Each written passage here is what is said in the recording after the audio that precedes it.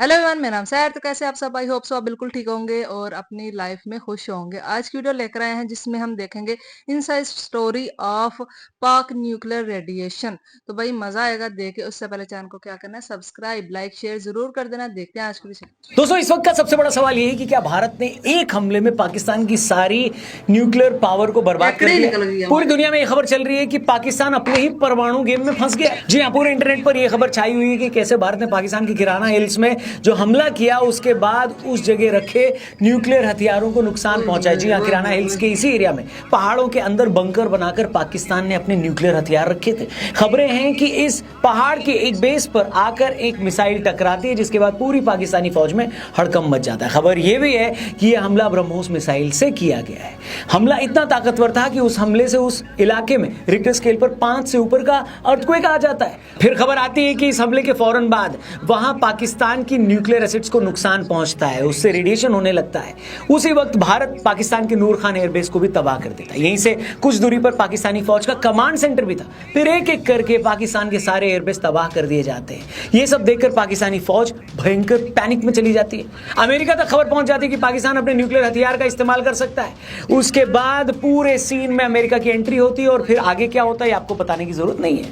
लेकिन सवाल यह दोस्तों कि आखिर ऐसा क्या हुआ कि भारत की चंद सेकंड की कार्रवाई में पाकिस्तान बिलबिलाने लगा? आखिर ऐसा क्या हुआ कि पाकिस्तान ने जिन परमाणु हथियारों को पूरी दुनिया से छिपा कर रखा था, पाकिस्तान ने अपने जिन हथियारों को भारत पर हमले के लिए तैयार किया था, वो सारे हथियार लॉन्च होने से पहले खतरे में आ गए। तो आखिर हुआ क्या? आइए आपको एक एक चीज डिटेल में समझाते हैं। वीडियो को अपने दोस्तों से जरूर शेयर करिएगा, चैनल सब्सक्राइब करिएगा। शुरू करते हैं। शुरू करो।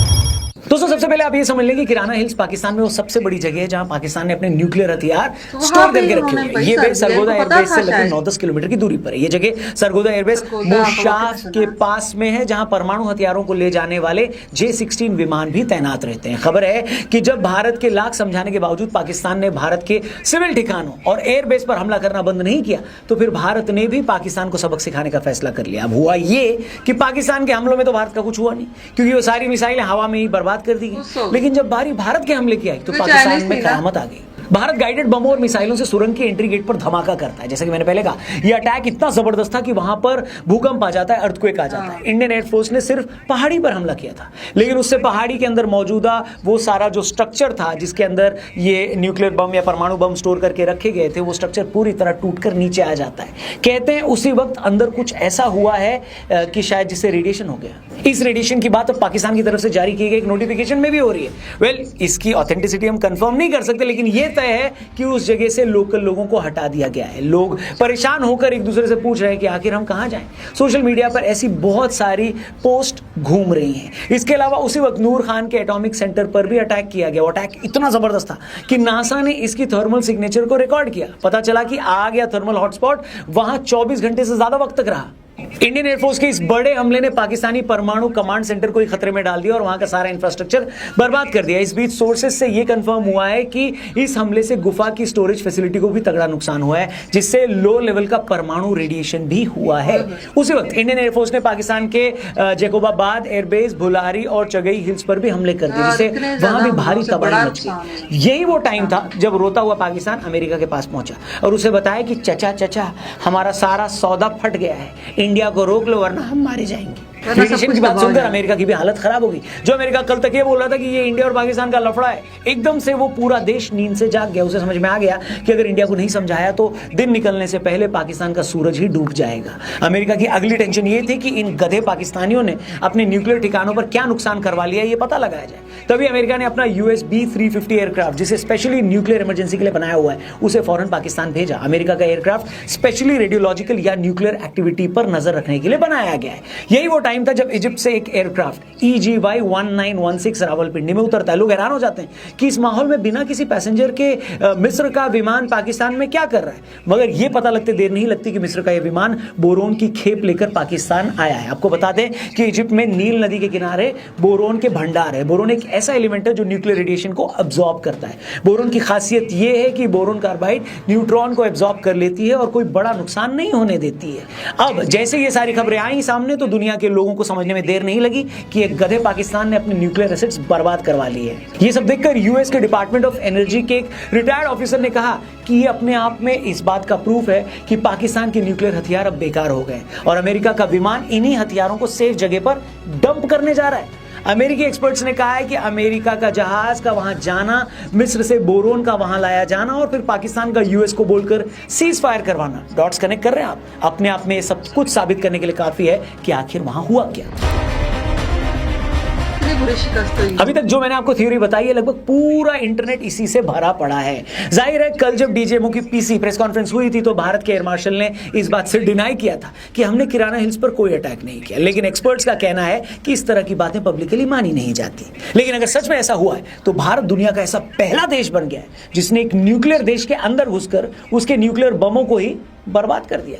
और अगर ये सब सच है, जो कि साफ साफ लगता भी है, तो पाकिस्तान की इससे बड़ी बेइज्जती और कुछ नहीं हो सकती। दोस्तों आप सोच कर देखिए, जिस न्यूक्लियर बम की धमकी पाकिस्तान भारत को पिछले 27 सालों से दे रहा था, जिस न्यूक्लियर ब्लैकमेलिंग के चलते भारत में न जाने कितने बम धमाके हुए, जिस न्यूक्लियर ध्वंस के चलते 26/11 के हमले के बाद भी पाकिस्तान पर कोई हमला नहीं किया गया। आखिर में ये पंचर देश, ये छपरी मुल्क, ये भिखारियों का सरताज अपने उन्हीं न्यूक्लियर बमों को नहीं बचा पाया मतलब।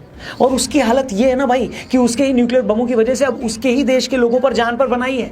उन्होंने अपना घर छोड़ दिया वहां पर, उस एरिया में जो लोग रहते थे। अगर ये रेडिएशन आउट ऑफ कंट्रोल हुआ दोस्तों, तो हो सकता है कि उस इलाके में पाकिस्तान के लोग कभी अपने घर वापस न जा पाए, कभी उस जगह पर कोई उगाई चीज न खा पाए, कभी उस जगह में दोबारा रहने न जा पाए। जैसा कि कहते हैं ना, बंदर के हाथ में उस्तरा लगना, इस कहावत का इससे बड़ा एग्जाम्पल और क्या होगा। ये फटीचर मुल्क हमें 27-28 सालों से न्यूक्लियर की धौंस दे रहा था और इन चौथी फेलों को यह भी नहीं पता था कि चचा अपने न्यूक्लियर बम से तुम दूसरों को बाद में मार लेना, पहले ये तो पक्का कर लो कि अपने इन बमों को बचाना कैसे है। जा नहीं पाएंगे तो यूज कर। दोस्तों आज मैं डंके की चोट पर कहता हूं, प्लीज बुरा ना मानना, लेकिन सिर्फ इन 4 दिनों में साबित हो गया कि पाकिस्तानी फौज से बड़ी नपुंसक कौम पूरी दुनिया में कोई नहीं है। ये इतने फट्टू हैं कि भारत से कभी सीधी लड़ाई लड़ी नहीं सकते। आज से पहले 4-4 जंगों में जूते खाए थे, फिर डर गए तो पीछे से आतंकी हमले करवाने लगे, और इस बार जब हमने सीधा हमला किया तो हर दिन जलील हुए, बेइज्जत हुए, बेआबरू हुए और हर रोज कूटे गए। न ये हमारी फौज के हाथों अपने आतंकियों के अड्डे बचा पाए, न ये फट्टू हमारे हाथों अपने एयरबेस बचा पाए, और जिन परमाणु हथियारों के दम पर ये सारी जिंदगी उछल रहे थे, हमारी फौज ने सिर्फ 1 मिनट में उसकी हवा निकाल दी। अब समझ में आया पहलगाम हमले के बाद मोदी जी ने क्यों कहा था कि मिट्टी में मिला देंगे। भारत ने पाकिस्तान के जिस जिस ठिकाने पर हमला किया है वो मिट्टी में न मिला हो तो मुझे बताना। सब एकदम सफाचट कर दिया हमारी फौज ने। अब समझ में आया मोदी जी क्यों कह रहे थे कि हमारी प्लानिंग बहुत आगे की है।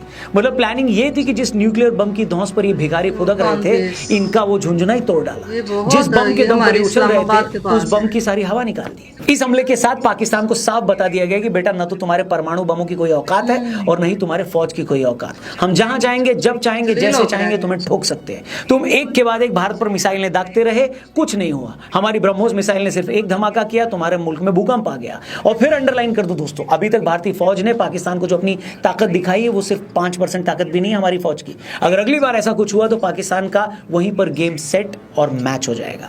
अब दिक्कत पता क्या है, भारत के इस हमले से पाकिस्तान की तो फटी है, थोड़ी बहुत अमेरिका की भी फटी है, क्योंकि जिस ब्रह्मोस मिसाइल से अटैक हुआ है वो मिसाइल भारत और रशिया दोनों ने मिलकर डेवलप की है।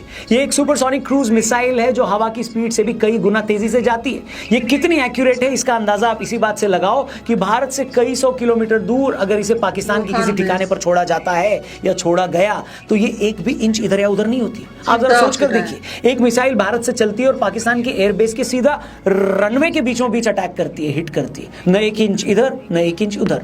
हमने 6 मई को जब पाकिस्तान के 9 अड्डों पर अटैक किया था, आपने उसकी तस्वीरें देखी होंगी। एक मस्जिद जिसका इस्तेमाल पाकिस्तानी फौज अपने ट्रेनिंग कैंप के तौर पर कर रही थी, जब उस जगह पर अटैक किया गया तो मिसाइल मस्जिद के कंपाउंड की छत के बीचों बीच जाकर लगती है। ऐसा नहीं कि मिसाइल साइड में गिर गई या अगल बगल वाली मंजिल पर गिर गई, सीधा बीच में। इसको लेमैन की लैंग्वेज में अगर मैं आपको समझाऊं तो ये वैसा ही है जैसा अगर आप दिल्ली से एक बास्केटबॉल को उछाल कर फेंकें और वो बास्केटबॉल मुंबई में किसी बास्केटबॉल के कोर्ट में लगे रिंग में चली जाए, बिल्कुल वैसे ही, एग्जैक्टली रिंग में। इसीलिए तो पाकिस्तान की फटकर 74 हो गई, क्योंकि वही बात है ना बाबा, जब तक आप किसी को अपनी ताकत नहीं दिखाते ना तो सामने वाले को भी समझ में नहीं आता कि आपकी हैसियत क्या है। उसे लगता है सिर्फ बोल रहा है, कुछ करेगा थोड़ी ना है। और सही कहूं तो इसी गलतफहमी में पाकिस्तान की पिलाई हुई है। पुलवामा के बाद जब हमने अटैक किया तो उन लोगों ने क्या बोला था याद होगा आपको? कोई कौवा भी नहीं मरा। उन्हें लगा इंडिया इससे ज्यादा और क्या ही कर लेगा, ये बस हमें डराते हैं। लेकिन इस बार जब हमने सीधे स्ट्राइक उस जगह पर कर दी जहां उनके न्यूक्लियर हथियार रखे थे तो उनकी अकल के सारे दरवाजे एक साथ खुल गए। उन्हें समझ में आ गया कि इंडिया वालों की ताकत क्या है। इंटेलिजेंस कितना पुख्ता है, जो इन्हें पता लगा लिया इन्होंने कि हमारे हथियार कहाँ हैं और इनकी काबिलियत कितनी है, ये बिल्कुल उसी जगह पर हिट कर सकते हैं जहां ये चाहते हैं। उम्मीद है पाकिस्तान को ये सबक सारी जिंदगी याद रहेगा। और मेरे को तो ये लगता है ना कि पाकिस्तान को ये सारा सच अपनी आवाम को बता देना चाहिए, क्योंकि इससे बड़ी घिनौनी चीज कुछ हो ही नहीं सकती कि आप अपनी आवाम को सच ही नहीं बता रहे हो। बाकी आप जरा बताइए कमेंट करके, क्या लगता है, क्या भारत ने सच में पाकिस्तान की न्यूक्लियर धौंस की सारी अकड़ निकाल दी है, या ये मादरनी अभी मानेंगे नहीं, अभी और भी मस्ती करेंगे? जो भी हो आपकी राय कमेंट करके हमें जरूर बताएं। वीडियो पसंद आई तो इसे अपने दोस्तों से जरूर शेयर करना और चैनल को सब्सक्राइब करके जाना। जय हिंद, वंदे मातरम। जी तो गाइज ये थी आज की वीडियो। तो यार देखा ही आप सबने इसमें कि किस तरह से वीडियो में बयान किया कि ब्रह्मोस मिसाइल की भाई चर्चा बहुत ज्यादा हो रही है। हर वीडियो दूसरी वीडियो में ब्रह्मोस मिसाइल का बहुत ज्यादा जिक्र किया जा रहा है और उनका ये दावा है कि भाई जहां पे हमारे जो भी एटमी ताकत हथियार रखे गए थे उस जगह पे उन्होंने डायरेक्ट अटैक कर दिया है। तो अगर हम उस चीज को नहीं बचा पाए तो फिर हम और किस चीज को बचा पाएंगे, जिसको हम बड़ा दावे करते हैं कि भाई हमारे पास न्यूक्लियर पावर है, हम ये कर देंगे, हम वो कर देंगे।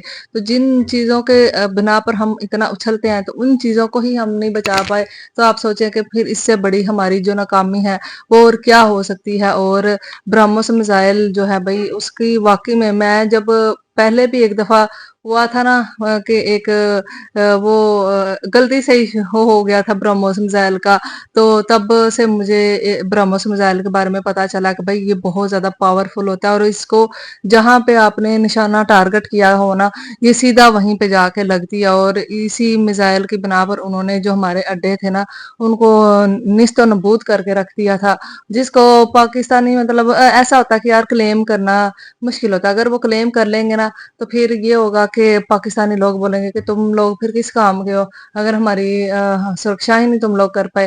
और जहाँ पे ये इस तरह से अटैक हो जाते हैं ना वहां पे आबादी नहीं रह सकती, ना ही वहां पे फसल हो सकती है, ना ही वहां पे फिर आपको पता है कि आने वाले वक्त में जो बच्चे हैं वो भी मजदूर पैदा होते हैं।